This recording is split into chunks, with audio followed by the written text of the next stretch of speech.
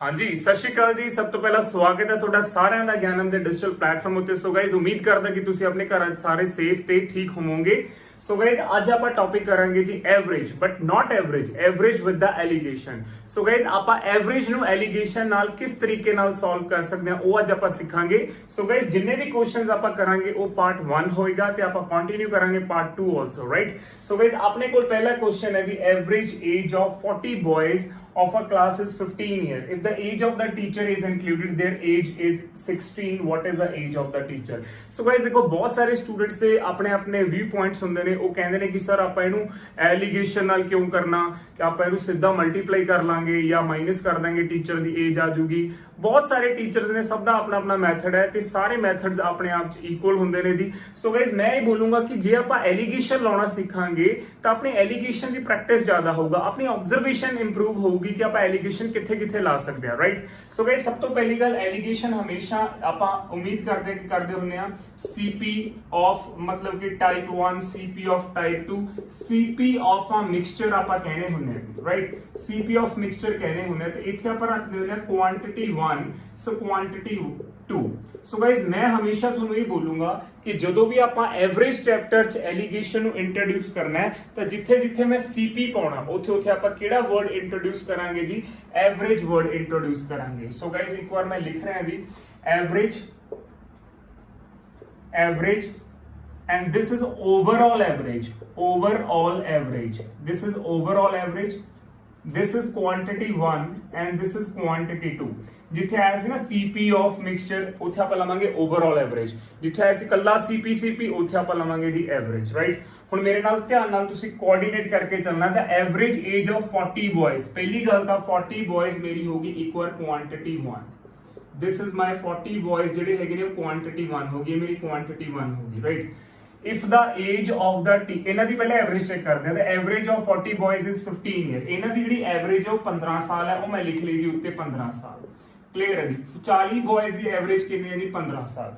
If the age of the teacher is included, ਕਿੰਨੇ ਕੁ teacher ਆਪਾਂ ਨੂੰ ਐਡ ਆਨ ਹੋ ਰਹੇ ਨੇ, ਇੱਕੋ ਹੀ ਟੀਚਰ ਐਡ ਹੋ ਰਿਹਾ, ਤਾਂ ਮੇਰੀ ਕੁਆਂਟੀਟੀ 2 ਹੋਗੀ 1 ਟੀਚਰ, ਕਿਉਂਕਿ ਇੱਕੋ ਹੀ ਟੀਚਰ ਐਡ ਹੋ ਰਿਹਾ ਹੈ ਜੀ। ਕੁਆਂਟੀਟੀ ਕੀ ਹੋਗੀ ਜੀ 2 ਮੇਰੀ 1 ਟੀਚਰ, ਕਿਉਂਕਿ ਟੀਚਰ ਮੈਨੂੰ ਇੱਕੋ ਹੀ ਐਡ ਹੋ ਰਿਹਾ ਹੈ। ਉਹਦੇ ਆਨ ਨਾਲ देयर ਐਵਰੇਜ ਇਜ਼ 16। ਜਿਹੜੀ 15 ਵਾਲੀ ਐਵਰੇਜ ਸੀ ਉਹ ਕਿੰਨੀ ਹੋਗੀ 16, ਯਾਨੀ ਸਾਰਿਆਂ ਦੀ ਐਵਰੇਜ ਮਿਲਾ ਕੇ ਕਿੰਨੀ ਹੋਗੀ ਜੀ 16। ਟੀਚਰ ਦੇ ਆਨ ਨਾਲ ਦੋ ਹੀ ਚੀਜ਼ਾਂ ਹੋਣਗੀਆਂ, ਜਾਂ ਤਾਂ ਤੁਹਾਡੀ ਐਵਰੇਜ ਵਧੂਗੀ ਜਾਂ ਤੁਹਾਡੀ ਐਵਰੇਜ ਘਟੂਗੀ, ਠੀਕ ਹੈ। ਚਾਹੇ ਜੋ ਮਰਜ਼ੀ ਹੋਵੇ, ਚਾਹੇ ਵਧੇ ਚਾਹੇ ਘਟੇ, ਉਹਨੂੰ ਆਪਾਂ ਸੈਂਟਰ 'ਚ ਹੀ ਲਿਖਣਾ ਹੈ। ਜੇ ਉਹ ਕਹਿੰਦਾ ਨਾ ਟੀਚਰ ਦੇ ਆਉਣ ਨਾਲ ਐਵਰੇਜ 14 ਵੀ ਹੋਗੀ ਤਾਂ ਵੀ ਮੈਂ ਸੈਂਟਰ 'ਚ ਲਿਖਦਾ, ਜੋ ਮਰਜ਼ੀ ਹੋਵੇ ਉਹਨੂੰ ਸੈਂਟਰ 'ਚ ਲਿਖਣਾ ਹੈ। ਤਾਂ ਹੁਣ ਕਹਿੰਦਾ what is the age of the teacher, ਉਰੇ ਮੈਂ ਪਾ ਲਿਆ ਜੀ ਕੁਐਸਚਨ ਮਾਰਕ। ਹੁਣ ਮੈਨੂੰ ਇੱਕ ਗੱਲ ਦੱਸੋ, ਤੁਸੀਂ ਕਹੋਗੇ ਸਰ ਉਰੇ ਐਵਰੇਜ ਲਿਖਿਆ, ਯੈਸ ਐਵਰੇਜ ਲਿਖਿਆ, ਉਰੇ ਐਵਰੇਜ ਹੈ, ਉਰੇ ਪੁੱਛ ਰਿਹਾ what is the age of the teacher. ਦੇਖੋ ਜਦੋਂ ਕੱਲਾ ਪਰਸਨ ਇੰਟਰੋਡਿਊਸ ਹੋਊਗਾ ਤਾਂ ਉਦੋਂ ਆਪਾਂ ਏਜ ਹੀ ਬੋਲਾਂਗੇ ਨਾ। ਆਪਾਂ ਕਿਸੇ ਨੂੰ ਪੁੱਛਾਂਗੇ, ਆਪਾਂ ਕਦੇ ਐ ਤਾਂ ਨਹੀਂ ਪੁੱਛਾਂਗੇ what is your average age, ਆਪਾਂ ਪੁੱਛਾਂਗੇ what is your age, what is your weight, right. ਤਾਂ ਉੱਥੇ ਆਪਾਂ ਏਜ ਹੀ ਲਿਖਾਂਗੇ ਜੀ, ਕਿਉਂਕਿ ਇੱਕੋ ਹੀ ਪਰਸਨ ਹੈ। ਜੇ ਇੱਥੇ ਦੋ ਟੀਚਰ ਆ ਰਹੇ ਹੁੰਦੇ ਤਾਂ ਮੈਂ ਵਰਡ ਕਿਹੜਾ ਇੰਟਰੋਡਿਊਸ ਕਰਦਾ, ਐਵਰੇਜ। ਸੋ ਗਾਇਜ਼ ਉਮੀਦ ਕਰਦਾ ਕਿ ਤੁਹਾਨੂੰ ਇਹ ਜਿਹੜਾ ਸਟਰਕਚਰ ਮੈਂ ਦੱਸਿਆ ਸੀ ਉਹਦੇ ਨਾਲ ਤੁਹਾਨੂੰ ਬਣਾਉਣਾ ਆ ਗਿਆ ਜੀ। ਇੱਕ ਵਾਰ ਫੇਰ ਸਭ ਤੋਂ ਪਹਿਲੀ ਕੁਆਂਟੀਟੀ ਆਪਣੀ 40 ਬॉयज ਹੈ, ਉਹਨਾਂ ਦੀ ਐਵਰੇਜ ਹੈਗੀ ਜੀ 15 ਸਾਲ। ਇੱਕ ਟੀਚਰ ਆਇਆ, ਉਹਦੀ ਉਮਰ ਪਤਾ ਕਰਨੀ ਹੈ। ਟੀਚਰ ਦੇ ਆਉਣ ਨਾਲ ਹੈਪਨਿੰਗ ਕੀ ਹੋਈ, ਜਿਹੜੀ ਆਪਣੀ ਓਵਰਆਲ ਐਵਰੇਜ ਸੀ ਉਹ 16 ਹੋ ਗਈ ਜੀ। ਸੋ ਗਾਇਜ਼ ਹੁਣ ਆਪਾਂ ਨੇ ਮੈਥਡ ਸਿੱਖਣਾ ਹੈ। ਆਪਾਂ ਇਧਰੋਂ ਆਵਾਂਗੇ ਜੀ this ਮਾਈਨਸ this, ਕਲੀਅਰ ਹੈ ਜੀ। ਇਧਰੋਂ ਆਵਾਂਗੇ x ਚੋਂ ਆਪਾਂ 16 ਕੱਢਤੇ ਤਾਂ ਕਿੰਨਾ ਆ ਗਿਆ ਜੀ, x ਚੋਂ ਆਪਾਂ 16 ਕੱਢਤੇ ਤਾਂ ਕਿੰਨਾ ਆ ਗਿਆ ਜੀ 40। ਇਹ ਕਲੀਅਰ ਹੈ ਜੀ। ਅੱਗੇ ਜਾ ਕੇ ਆਪਾਂ ਇਹ ਵਾਲੀ ਚੀਜ਼ ਅਵੋਇਡ ਕਰਾਂਗੇ। ਹੌਲੀ ਹੌਲੀ ਜਿਵੇਂ ਆਪਾਂ ਕੁਐਸਚਨਸ ਨਾਲ ਇੰਟਰੋਡਿਊਸ ਕਰੀ ਚੱਲਾਂਗੇ ਆਪਾਂ ਕੁਐਸਚਨਸ ਨੂੰ ਹੋਰ, ਠੀਕ ਹੈ ਜੀ। ਸੋ ਹੌਲੀ ਹੌਲੀ ਆ ਸਾਰੀਆਂ ਚੀਜ਼ਾਂ ਆਪਾਂ ਨੇ ਕੀ ਕਰਨੀਆਂ ਨੇ, ਅਵੋਇਡ ਕਰਨੀਆਂ ਨੇ। ਫਿਲਹਾਲ ਤੁਸੀਂ ਦੇਖ ਲਓ ਜਿੰਨਾ ਸਟੂਡੈਂਟਸ ਨੇ ਸਟਾਰਟਿੰਗ ਤੋਂ ਕਰਨਾ ਹੈ this minus this is equal to this, x minus 16 is equal to 14, x minus 16 is equal to 40। ਹੁਣ ਆਪਾਂ ਸੈਂਟਰ ਚੋਂ ਚੱਕਣਾ ਹੈ ਜੀ, ਧਿਆਨ ਰੱਖਿਓ ਜੀ। ਸੈਂਟਰ ਚੋਂ 16 minus 15 ਤਾਂ ਮੈਂ ਕੀ ਲਿਖੂੰਗਾ ਜੀ, 16 minus 15, 16 minus 15 is equal to 1, 16 minus 15 is equal to 1। ਦੁਬਾਰਾ ਦੇਖੋ ਜੀ, 16 ਚੋਂ ਆਪਾਂ 15 ਘਟਾਉਣੇ ਨੇ ਤਾਂ 1 ਆਇਆ। ਸੋ ਗਾਇਸ ਕਿੰਨਾ ਆ ਗਿਆ ਜੀ ਉਰੇ, ਦੇਖੋ 16 minus 15 1, 1 ਨਾਲ 1 ਕੱਟ ਕੇ ਇਹ 16 ਇੱਧਰ ਚਲਾ ਜਾਊਗਾ ਜੀ। ਜਦੋਂ ਇਹ 16 ਇੱਧਰ ਜਾਊਗਾ ਤਾਂ 40 ਚ ਆਪਾਂ 16 ਜੋੜ ਦਾਂਗੇ। ਗਾਇਸ ਕਿੰਨਾ ਆ ਜਾਊਗਾ ਜੀ, ਮੈਨੂੰ ਦੱਸੋ ਜੀ ਕਿੰਨਾ ਆ ਜਾਊਗਾ, 56। कितना आ जाऊगा जी 56। सो 56 ईयर की आ गया जी टीचर की आ गई एज आ गई। सो गाइज मैं तुहानू बार बार बोल रहा ये जिहड़ी चीज है आपां हौली हौली इहनू अवॉइड कर दांगे। ये कोई जरूरी नहीं हैगा कि आपां इहदे नाल ही करना है, नो तुहानू ये स्ट्रक्चर बनाना आना चाहिए। जे स्ट्रक्चर बन गया अपनी ये चीज आपां अपने हाथ च आपां अवॉइड कर दांगे, राइट। सो गाइज हुण आपां करदे हां जी क्वेश्चन नंबर 2। उम्मीद करदा कि तुहानू क्लीयर होया होगा जी फर्स्ट क्वेश्चन। चलो जी क्वेश्चन नंबर 2 करदे हां जी। मैं बोर्ड ते क्वेश्चन नंबर 2 लिख रहा जी। सो गाइज एलिगेशन आना बहुत जरूरी है जी, बहुत ही इजी चैप्टर है जी ये, राइट। चलो जी नेक्स्ट क्वेश्चन करते हैं। The average weight of 60 balls is 5 gram. Question number 2 करते हैं जी। The average weight of, right guys, the WT का मतलब the average weight of 60 ball is 5 gram. 60 ball is 5 gram. ਹੁਣ देखो average weight of 60 ball is 5 gram. Okay उन्हें की बोले जी अगे, if the weight of the bag is be included, if the weight of the bag, if the weight of the bag, if the weight of the bag is included या be included, एक आप B कर दें, be included, if the weight of the bag be included, the average wait increases by, the average wait comma the average wait, the average wait increases by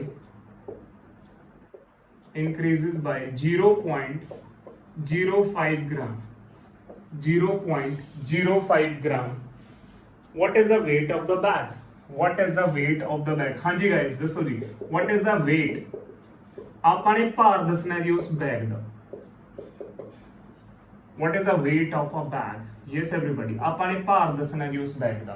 So guys सब तो पहला आप quantity मान लवांगे जी 60 balls. अपने कोल quantity की आ गई जी 60 balls आ गई, उन्हां दा जिहड़ा भार है वो कितना दस्सिया जी आपां नूं 60 बॉल मेरी क्वांटिटी 1 है, उहदा भार कितना जी 5 gram.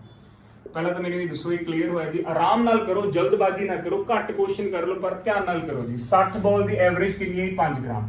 If the weight of the bag be included, कहंदे जी आपां बैग दा भार भी इंक्लूड करना। पहली गल तो किन्ने बैग ने, if the weight of the bag, इको ही बैग है जी।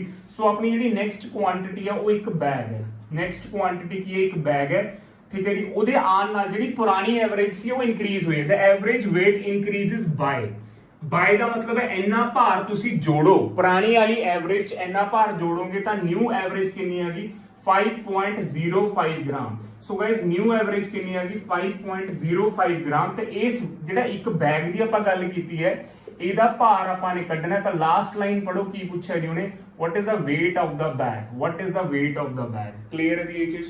प्लीज ਇਹਨੂੰ ਸਟਰਕਚਰ ਨੂੰ ਦੁਬਾਰਾ ਤੋਂ ਦੇਖੋ। 60 ਬॉल ਹੈ ਤਾਂ 5 ग्राम है जी, 60 बॉल है ਤਾਂ 5 ग्राम है। ਜੇ ਆਪਾਂ ਇੱਕ ਬੈਗ ਨੂੰ ਇਨਕਲੂਡ ਕਰਦੇ ਆ ਤਾਂ ਉਹਦਾ ਭਾਰ ਕੱਢਣਾ ਹੈ, ਪਰ ਉਸ ਬੈਗ ਨਾਲ ਹੈਪਨਿੰਗ ਕੀ ਹੋਈ ਉਹਨੂੰ ਇਨਕਲੂਡ ਕਰਕੇ एवरेज वेट इंक्रीजेस बाय 0.05, यानी 5 ग्राम वाली एवरेज च आपां ने आ भार जोड़ना है। सो गाइस आपां स्टार्ट करते हैं इथों।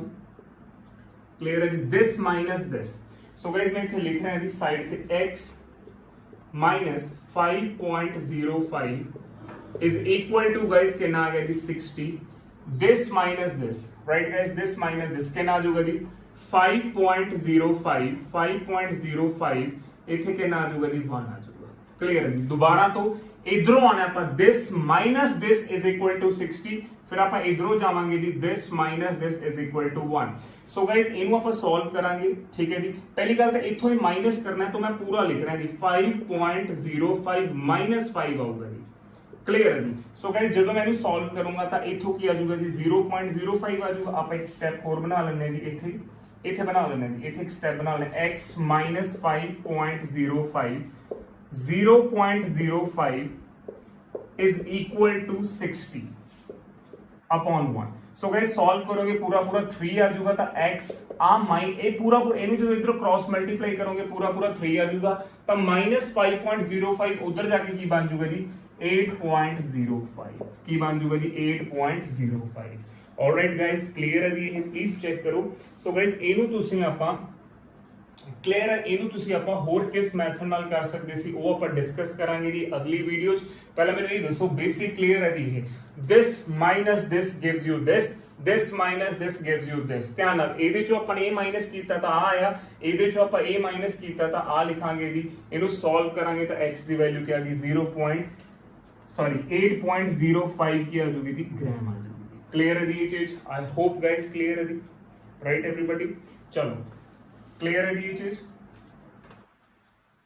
चलो एक बार मैं चलो ਤੁਹਾਨੂੰ ਇੱਕ ਚੀਜ਼ ਕਰਕੇ ਦਿਖਾਉਣਾ ਦੀ, ਠੀਕ ਹੈ। ਇਹਨੂੰ ਤੁਸੀਂ ਪਲੀਜ਼ ਇਹਨੂੰ ਅਵੋਇਡ ਕਿਵੇਂ ਕਰ ਸਕਦੇ ਸੀ ਤੁਸੀਂ ਨਾ, ਜਿਹੜੀ ਇਹ ਚੀਜ਼ ਹੁੰਦੀ ਹੈ ਨਾ 60 ਬਾਲਸ ਨੇ ਤੇ ਇਹਨਾਂ ਨੂੰ 1 ਬੈਗ ਹੈ, ਇਹਨੂੰ ਸਾਈਡ ਤੇ ਲਿਖ ਲਓ।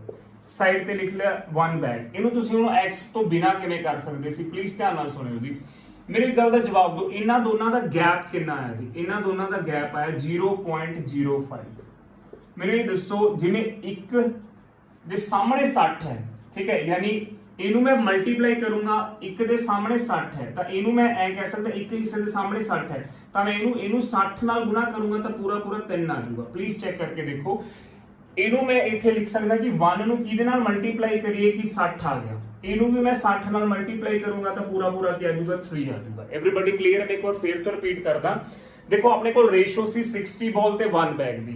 1 ਨੂੰ ਜੇ ਮੈਂ 60 ਨਾਲ ਗੁਣਾ ਕਰੂੰਗਾ ਤਾਂ 60 ਆਊਗਾ। 0.05 ਨੂੰ ਜੋ ਕਿ ਇਹਨਾਂ ਦਾ ਡਿਫਰੈਂਸ ਆਇਆ 0.05 ਨੂੰ ਜੇ ਮੈਂ 60 ਨਾਲ ਗੁਣਾ ਕਰੂੰਗਾ ਤਾਂ 3 ਆਊਗਾ। ਤੁਸੀਂ ਕੀ ਕਰਨਾ ਹੈ, ਇਹਨਾਂ ਦੋਨਾਂ ਨੂੰ ਐਡ ਕਰਨਾ ਹੈ ਤੇ ਮਾਈਨਸ ਕਰਨਾ ਹੈ, ਦੋਨੋਂ ਕੰਮ ਇਕੱਠੇ ਕਰਨੇ ਨੇ। ਧਿਆਨ ਨਾਲ ਮੇਰੀ ਗੱਲ ਸੁਣਿਓ ਜੀ। ਜੇ ਮੈਂ ਇਹਨਾਂ ਨੂੰ ਮਾਈਨਸ ਕਰਦਾ ਤਾਂ 0.2.05 ਆਉਂਦਾ, ਜੇ ਮੈਂ ਐਡ ਕਰਦਾ ਤਾਂ 8.05 ਆਉਂਦਾ ਜੀ।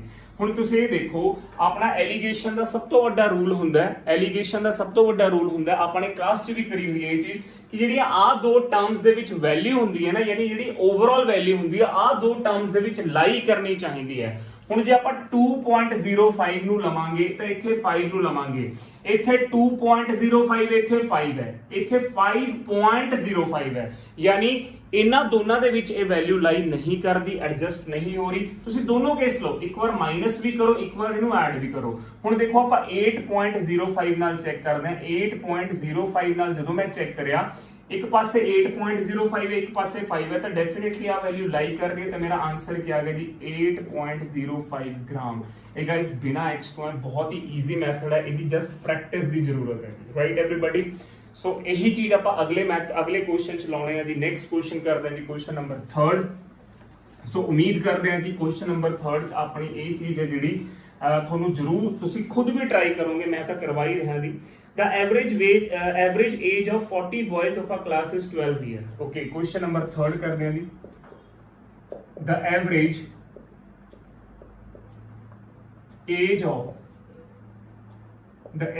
age of 40 boys, the average age of 40 boys of a class is 12 years,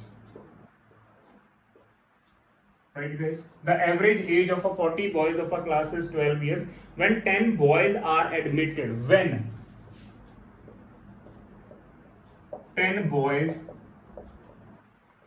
are admitted, when 10 boys are admitted, ਜਦੋਂ ਆਪਾਂ ਨੇ 10 ਬॉयਜ਼ ਨੂੰ ਹੋਰ ਜੋੜਿਆ, the average is increased by 0.1 year। the average is increased by 0.1 year। 0.1 year average is increased by 0.1 year। what is the average age of a new boys? what is the average of new boys? new boys the average ਦੱਸਣੀ ਹੈ। ਜਿਹੜੇ ਆਪਾਂ ਨੂੰ ਨਵੇਂ ਬॉयਜ਼ add ਕੀਤੇ ਨੇ, ਆਪਾਂ ਨੇ 10 ਬॉयਜ਼ ਐਡ ਕੀਤੇ ਨੇ, ਉਹਨਾਂ ਦੀ ਐਵਰੇਜ ਦੱਸਣੀ ਹੈ। ਸੋ ਗਾਇਸ ਪਹਿਲਾਂ ਮੇਰੇ ਨਾਲ ਸਟਰਕਚਰ ਬਣਾਓ, ਆਪਾਂ ਬਿਨਾਂ ਐਕਸ ਤੋਂ ਕਰਾਂਗੇ, ਆਰਾਮ ਨਾਲ ਬਣਾਉਣਾ, ਸਾਰਿਆਂ ਨੇ ਮੇਰੇ ਨਾਲ ਬਣਾਉਣਾ ਜੀ। 40 ਬॉयਜ਼ ਨੇ, ਐਵਰੇਜ ਕਿੰਨੀ ਹੈ 12, ਤਾਂ ਆਪਾਂ ਸਿੰਪਲ ਰੱਖਾਂਗੇ ਜੀ 40 ਬॉयਜ਼ ਨੇ, 40 ਬॉयਜ਼ ਨੇ ਤਾਂ ਐਵਰੇਜ ਕਿੰਨੀ ਹੈ ਜੀ ਮੇਰੇ ਕੋਲ 12। ਕਲੀਅਰ ਹੈ ਜੀ ਇਹ ਚੀਜ਼। ਬਿਗਨਰਸ ਲਈ ਬਹੁਤ ਵਧੀਆ ਚੀਜ਼ ਹੈ ਜੀ। ਉਮੀਦ ਕਰਦਾ ਕਿ ਜਿਨ੍ਹਾਂ ਨੇ ਪਹਿਲਾਂ ਕਰਿਆ ਹੋਊਗਾ ਉਹਨਾਂ ਨੂੰ ਇਹ ਚੀਜ਼ ਕਲਿੱਕ ਹੋ ਗਈ ਹੋਊਗੀ। 40 ਬॉयਜ਼ ਨੇ, ਕੁਆਂਟੀਟੀ 1 ਹੈ, ਉਹਨਾਂ ਦੀ ਐਵਰੇਜ ਕਿੰਨੀ ਹੈ 12। when 10 boys are admitted, 10 new boys admitted ਨੇ, 10 new boys ਕਿਨੇ ਜੀ ਐਡਮਿਟਡ ਹੋ ਰਹੇ ਨੇ 10 ਬॉयਜ਼ ਦੀ ਆਪਾਂ ਨੇ ਐਵਰੇਜ ਪਤਾ ਕਰਨੀ ਹੈ। ਆ ਚੈੱਕ ਕਰੋ ਜੀ ਮੇਰੇ ਵਰਡ ਐਵਰੇਜ ਪਾਇਆ, ਜੇ ਕਿਤੇ ਇੱਕ ਬॉय ਹੁੰਦਾ ਤਾਂ ਮੈਂ ਏਜ ਪਾਉਂਦਾ, ਜੇ ਇੱਥੇ 10 ਨਵੇਂ ਬॉय ਨੇ ਇੱਕ ਤੋਂ ਵੱਧ ਹਮੇਸ਼ਾ ਐਵਰੇਜ ਆਊਗੀ, ਠੀਕ ਹੈ ਜੀ। ਇਹਦੇ ਆਉਣ ਨਾਲ ਕੀ ਹੋਇਆ, when 10 boys are admitted average is increased by 0.1, ਤਾਂ ਜਿਹੜੀ 12 ਵਾਲੀ ਚੀਜ਼ ਸੀ ਉਹ ਕਿੰਨੀ ਹੋ ਗਈ 12.1 ਹੋ ਗਈ। ਇਹ ਓਵਰਆਲ ਹੈ, ਇਹ ਜਿਹੜੀ ਓਵਰਆਲ ਐਵਰੇਜ ਹੈ, ਇਹ ਕੀ ਹੋਗੀ ਜੀ overall average.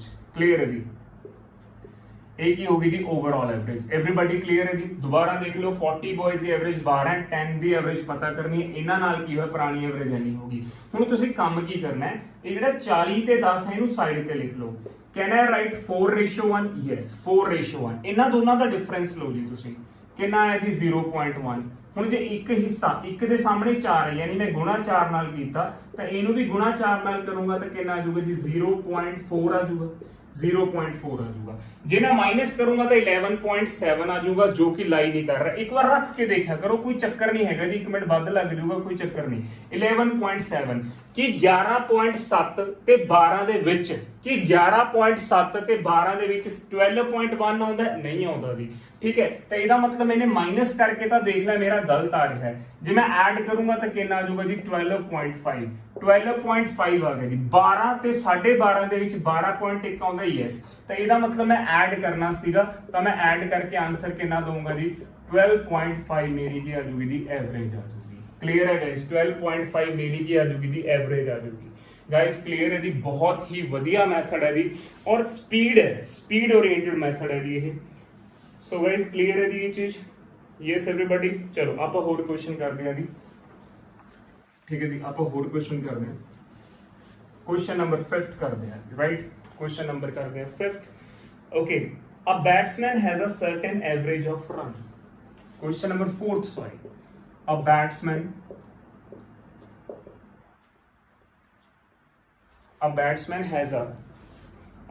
has a certain average of run,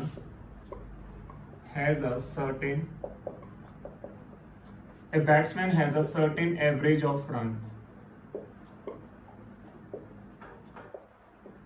a batsman has a certain average of run for 12 innings,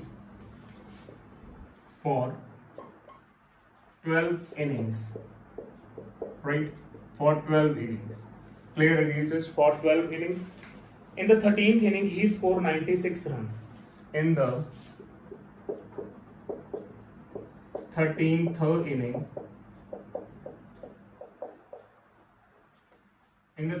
inning, he scores 96 runs. In the 13th inning, he scored 96 runs. In the 13th inning, he scored 96 runs. Thereby increases his average by 5 runs. Thereby increases his run. Thereby increases his average by 5 runs. His average by 5 runs. Clear है जी ये चीज? Okay, last line की पूछ रहे हो, what is his average after the 13 inning? What is the average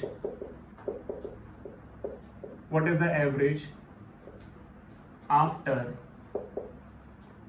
13 innings? Alright guys, किवें करांगे जी? So guys allegation नाल करांगे। सब तो पहला अपने कोल 12 इनिंग्स अपनी क्वांटिटी बनूगी भी, ਉਹਨਾਂ ਦੀ ਐਵਰੇਜ ਆਪਾਂ ਨੂੰ ਪਤਾ ਨਹੀਂ ਕਿਉਂਕਿ ਉਹਨੇ ਵਰਡ ਯੂਜ਼ ਕੀਤਾ ਸਰਟੇਨ, क्योंकि उन्हें वर्ड यूज किया सर्टेन, तो आप लिखांगे जी 12 इनिंग्स ने।